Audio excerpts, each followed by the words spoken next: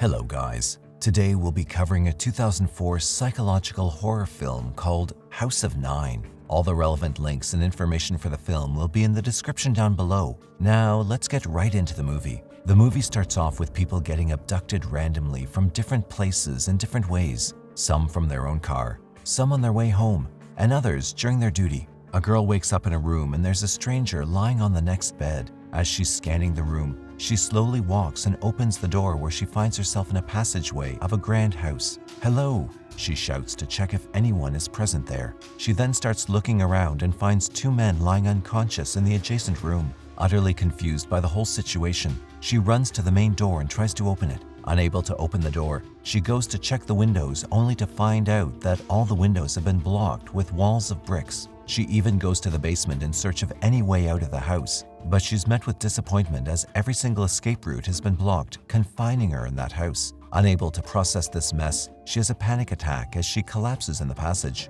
A while later, she wakes up to the sound of a man waking her up. Regaining her composure, she looks around and sees more people. To be exact, 9 people are in that house, including herself. The girl's name is Leah. She's a dancer, and the man who just woke her up is Father Duffy. Jay is a cop. Max is a clothes designer. Al B is an aspiring black rap artist who assumes anything said to him is racially motivated. Claire's a tennis star. Francis is a music composer, and Cynthia is his spouse, and Shona is a drug addict, and the one with an ankle tracker. Soon they're greeted by a mysterious voice coming out of the speaker. The voice tells them that they were not chosen for who they are, but more for what they are. The voice also informs them that they've been brought together to play a game that will be the ultimate test of their human character. This game is purely for the entertainment of the watcher, the one who's watching and listening to them through 75 cameras and countless microphones fitted all over the house. He then reveals that the winner of this game will be the last one to stay alive. The winner will not only be freed, but will also be able to walk away with $5 million for their contribution to the game.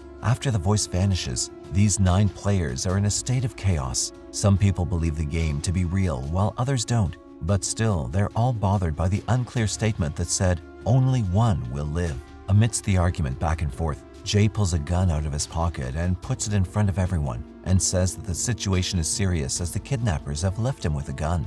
Everyone else is terrified by the sight of the gun. He asks others to calm down and reveals himself as a cop. The rest of them think that this is unfair for him to have a gun, while they are all on the edge for their survival. Al B's wrath towards white cops makes him direct his anger toward Jay, because in the past, his little brother had to suffer at the hands of such white cops. Just then, Francis comes to the conclusion that the Watcher wants them to kill each other. Everyone freaks out while Jay agrees with Francis, and further adds that once everything is over, the one surviving will also most likely be killed. Next, Jay suggests that they need to work together to find a way out. He proposes the idea of ramming the doors with a heavy dining table. Everyone works together except Claire, who's sitting on the couch, smoking and watching them keenly. Despite everyone's hard work, the door does not budge an inch. Jay tries firing on the wall, but nothing works. Therefore, they decide to inspect every nook and cranny for any cracks, openings, or hidden exits. Once again, their attempts prove to be futile. Meanwhile, Claire gets her hands on the liquor cabinet and downs the liquor. Next, they sit down to have a little discussion. They're debating over the power of money and what it can do in desperate situations. Just then, they hear a sound coming from the kitchen.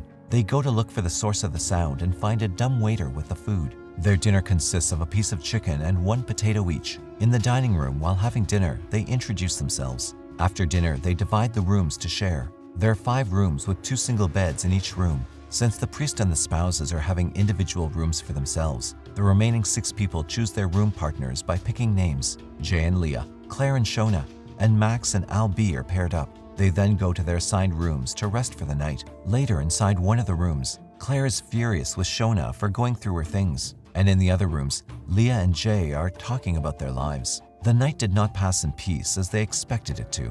In the dead of the night, someone attacks Jay and gets hold of his gun. Since it's dark, Leah and Jay are not able to recognize the intruder, but the commotion causes the people to come out of their rooms. Afterward, they argue and point their finger at one another, causing everyone to doubt everyone. The next morning, they hear noises outside the house. When Jay tells them that police have arrived by tracking Shona's tracker, they rush to the front door and start shouting and banging at the door hysterically. To attract their attention, Jay even fires the gun, but it's to no avail. While each of them is desperate to escape from that place and trying their best, only one person in the house is observing all the turmoil with composure. and that person is Francis. With this turn of events, they all lose their last ray of hope. Jay then gives them the key to the liquor cabinet. Except for Jay and the father, other people drown themselves in liquor as the two head to their respective rooms, while the remaining people drink, smoke, and play light music to relieve stress from their helpless situation. Since the music and the mood is already depressing, Al B changes the music to an upbeat one to lighten up the environment.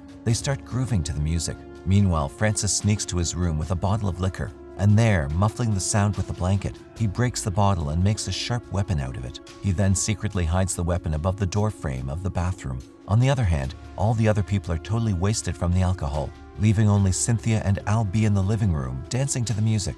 All of a sudden, Francis comes and attacks Al B for flirting with his wife, which results in a brawl. And while Cynthia is trying to intervene, Al B pushes her, which causes her to hit her head against the railing. Immediately after, blood begins oozing out from her head and she dies on the spot. After that, Jay locks Al B in his room and they dispose of the dead body in the basement. In the evening, they're provided with a reduced portion of the ration, which consists of just potatoes. Jay gives Al B a potato and his share of dinner, but the priest goes to give more food to Al B.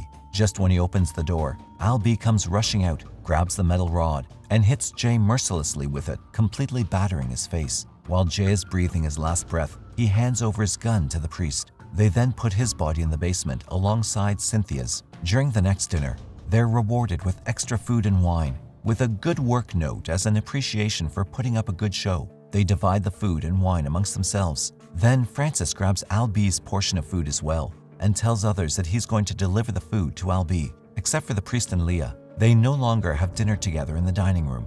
They all gobble down their food separately. After dinner, Leah and the priest go to check on Al B, only to find him hanging in his room. Since Francis was the last one to meet Al B with the excuse of delivering his food, he becomes the main suspect. Later that day, the priest goes to talk with Max. He tells him that apart from Leah, he cannot trust any of them, so he's come to join hands to survive the situation. At that moment, Max is overcome with greed and asks for more portions of food, but the priest disagrees with him as it won't be fair to other people. Max doesn't comply and tries to grab quite a large portion when the priest takes the gun out and warns him not to take anything more than his share. In another room, Claire is fed up with Shona touching her things once again. They then get involved in an argument, leading them to slap each other. Things escalate rather quickly when Claire stabs Shona at the side of her neck, ultimately killing her. Processing the incident, Claire is shocked by her own action.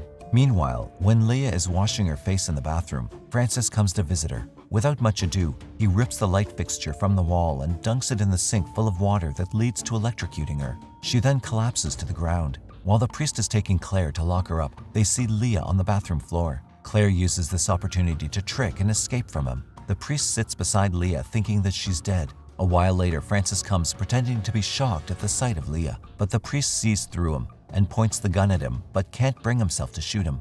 Then Francis starts provoking him to shoot him, knowing he can't, and asks him to hand over the gun. Left with no other option, the priest shoots at Francis, but the injury is not fatal enough to kill him. Next, Leah survives the electrocution as she hears a gunshot. Immediately, she rushes to the nearby room and enters the bathroom. There, she accidentally slips and knocks over the toilet lid, discovering the shards of glass that Francis had previously hidden. Escaping from the priest, Claire goes to the kitchen and finds food lying in the open. She starts eating the food but is startled by Max hiding behind the kitchen counter. Thinking of survival, she asks him to work together with her. Conversely, he has some other thoughts. He pulls off his belt and strangles Claire to kill her. The priest arrives at the same moment, but Max lies, saying that Claire is stealing the food. He then tells Max to let her go and points the gun at him. Seeing that he has no intention of sparing her life, he unwillingly shoots at him. Just then, Francis comes and stabs the priest from behind.